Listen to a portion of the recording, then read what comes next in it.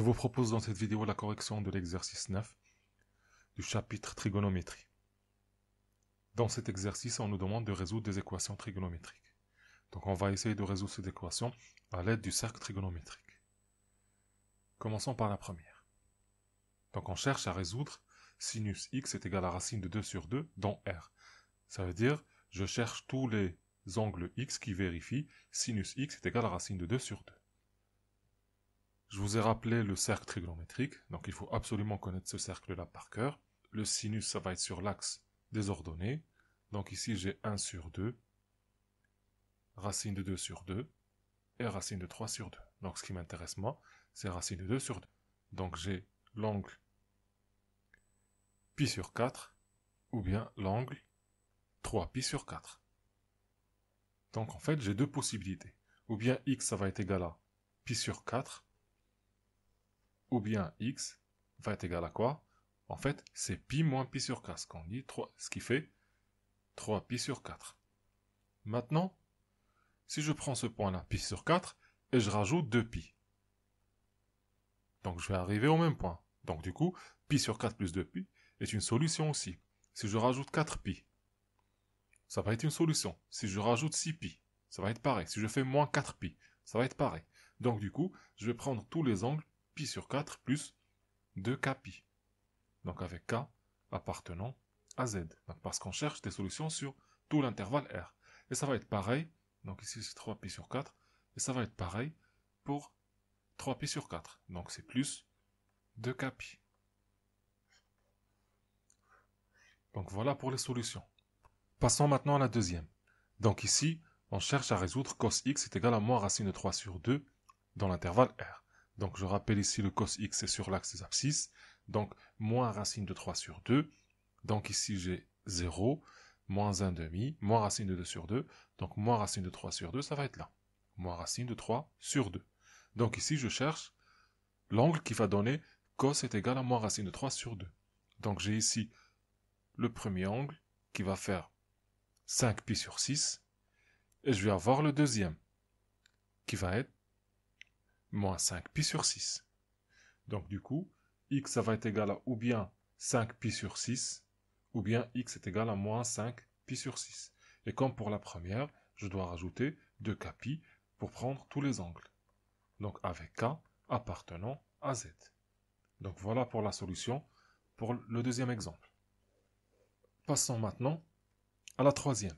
Donc ici, je cherche cos x est égal à 1 demi, mais pas sur tout l'intervalle R, mais sur l'intervalle 0, 2pi. Donc ici, 1 demi, ça correspond à ce point-là.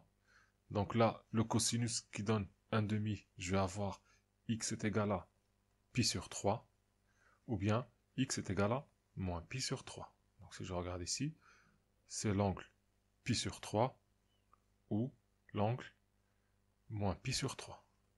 Maintenant, je cherche tous les angles qui appartiennent à cet intervalle-là. Donc je sais que ça va être normalement, si je cherche tous les angles, ça va être plus 2kpi. Mais moi, qu'est-ce que je cherche? Je cherche maintenant dans cet exercice-là juste les solutions qui se trouvent dans l'intervalle 0pi. Donc du coup, je vais prendre la première. Donc imaginons ça, c'est la première solution. Et là, c'est la deuxième solution. Et je vais rajouter à chaque fois 2pi. Et regarder si je vais tomber dans l'intervalle ou pas. Donc si je fais pi sur 3 plus 2pi. Donc ça va faire 7pi sur 3. Et 7pi sur 3 n'appartient pas à cet intervalle-là. Je vais l'appeler ici l'intervalle i. N'appartient pas à i.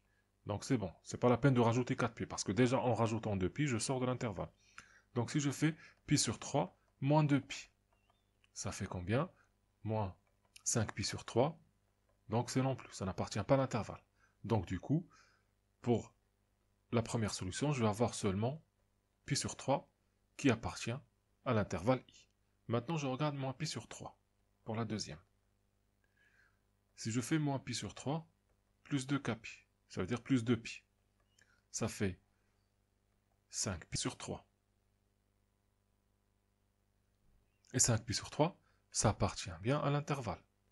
Donc du coup, je vais avoir comme deuxième solution 5pi sur 3. Donc j'ai pi sur 3, 5pi sur 3. Maintenant, si je rajoute 4pi, si je rajoute 4pi, bah forcément, je vais sortir de l'intervalle, parce que l'intervalle, c'est de 0 à 2pi. Donc, du coup, les solutions sont pi sur 3 et 5 pi sur 3. Passons maintenant à la dernière. Donc ici, je cherche sinus est égal à 1 demi sur l'intervalle moins 2 pi, 0. Donc 1 demi, ça correspond à pi sur 6 ou bien 5 pi sur 6. Donc x, pour la première, ça va être x est égal à pi sur 6 plus 2k pi, ou bien la deuxième, x est égal à 5 pi sur 6 plus 2k pi. Maintenant, regardons pour la première. Si je donne à x égale à 0, donc ça fait pi sur 6. Pi sur 6 n'appartient pas à l'intervalle. Donc du coup, je vais donner à x égale à 1, c'est-à-dire je rajoute 2 pi. Si je rajoute 2 pi, je sors de l'intervalle, parce que je prends juste les parties négatives. Donc qu'est-ce que je vais faire? Je vais remplacer k par moins 1. Donc pi sur 6, moins 2 pi. Ça fait combien? Moins 11 pi sur 6. Et si je regarde moins 11 pi sur 6, ça va appartenir à l'intervalle. Faisons juste un petit calcul, on voit bien que ça appartient à l'intervalle moins 2 pi, 0. Maintenant, si je fais pi sur 6 moins 4 pi, forcément, je vais sortir de l'intervalle. Parce que là, j'ai jusqu'à moins 2 pi. Si je fais moins 4 pi, ça, je vais sortir de l'intervalle. Donc ici, je vais avoir juste cette solution-là pour la première. Maintenant, pour la deuxième solution, pareil. Donc 5 pi sur 6, moins 2 pi. Ça fait moins 7 pi sur 6. Et moins 7 pi sur 6, ça appartient bien à l'intervalle. Et comme pour la première, si je fais moins 4 pi, je vais sortir de l'intervalle. Je vous rappelle ici, regardez. L'intervalle, moins 2 pi, 0. Moins 4 pi. Là, je vais avoir 2 pi. Donc au départ, j'avais la solution pi sur 6 qui est là. Qu'est-ce que j'ai fait? J'ai fait moins 2 pi pour entrer dans l'intervalle. Si je fais encore moins 2 pi, je vais sortir de l'intervalle. L'intervalle qui m'intéresse, c'est l'intervalle moins 2 pi, 0.